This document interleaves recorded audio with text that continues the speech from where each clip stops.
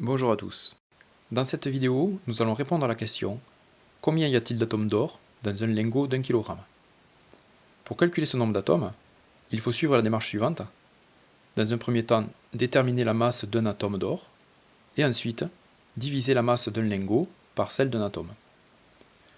Donc, commençons par calculer la masse d'un atome d'or.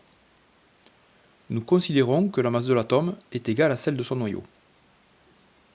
La représentation symbolique du noyau d'or est la suivante. Le nombre 79 correspond au numéro atomique grand Z, et donc au nombre de protons de l'atome.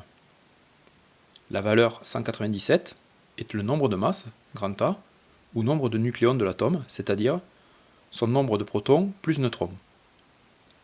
La masse de l'atome se calcule en multipliant le nombre de masse, grand A, par la masse du proton, qui est de 1,67 10 puissance moins 27 kg. Donc pour l'or, la masse de l'atome est égale à 197 fois 1,67 10 moins 27, ce qui nous donne 3,29 10 puissance moins 25 kg.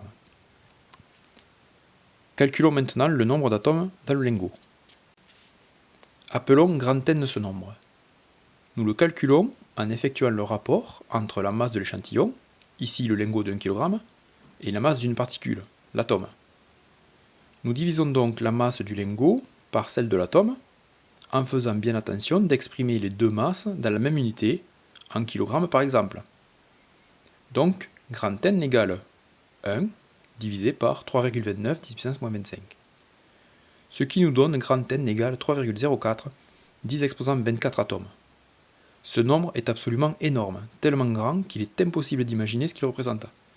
C'est pour cela que les chimistes ne comptent pas les particules individuellement mais par paquets. Ils ont dû introduire une nouvelle unité, la mole, qui est l'unité de quantité de matière. Tu trouveras une vidéo sur la chaîne, dont le lien est en commentaire, si tu veux découvrir ou revoir cette notion de mole. A bientôt.